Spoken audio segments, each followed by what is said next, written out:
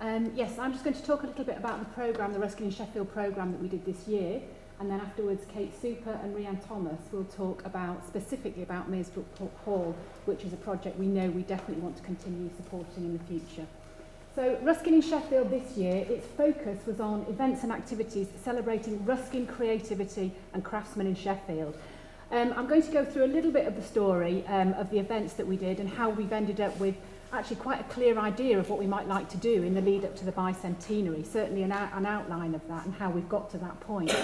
But just some of the headline things about this year really is we had audiences of over 4,500. We hugely increased, I think, the demographic, cultural mix, age mix of our audience and cultural mix over this year.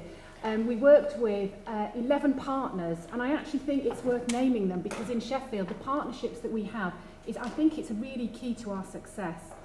So obviously Museum Sheffield, also Sheffield Institute of Arts at Hallam University, Access Space, which is a community resource for digitally created artworks, Portland Works, which is a contemporary little nesters in the Victorian building where stainless steel was first manufactured, Sheffield City Council, University of Sheffield, Freeman College, part of the Ruskin Mill Trust, lots of individuals and organisations in Walkley, the Moor Retail Management, this is a pedestrianised shopping area in the centre of Sheffield, Friends of Mearsbrook Hall and Healy Development Trust.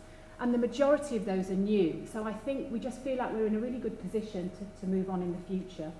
And we worked with 11 companions from Sheffield quite extensively, some of them across different events, and that you were fantastic, so thank you very much again for all of your input. We were funded, as well as by the Guild Seed funding, Arts Council of England, Year of Making, as Sheffield's Year of Making, and a Catalyst Festival, which was a festival run by Sheffield Hallam University. So all of these things, we got a huge amount of media coverage. We worked with 34 high quality professional craftspeople, some of whom have signed on today. So I just think that this mix has left us feeling that realising there is huge potential to carry on. There's so much interest in the Ruskin Collection and Ruskin's ideas and our distinctive approach. I think the combination of these is what's sort of helping us move forward really.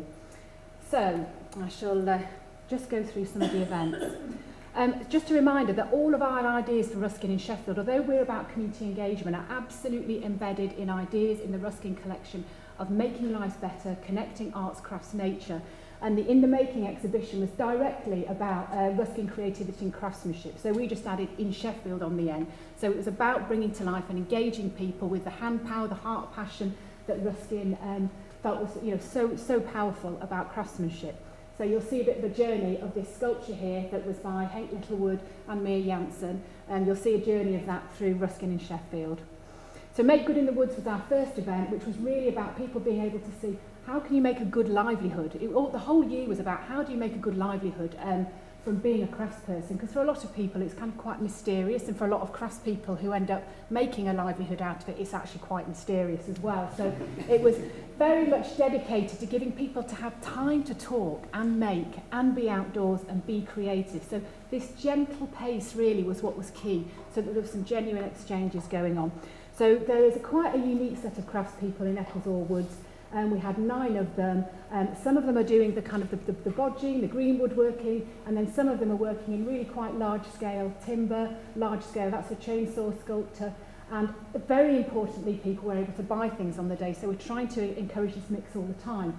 Afterwards, we were thinking, well, where is this going to lead? And actually a couple of days ago, John Dallow, who works in Woodlands in Sheffield, came up to me and said, it's really got us thinking, we really want to promote much more about all of the woodcrafts people in Sheffield because it's such a distinctive aspect of Sheffield's kind of artistic life.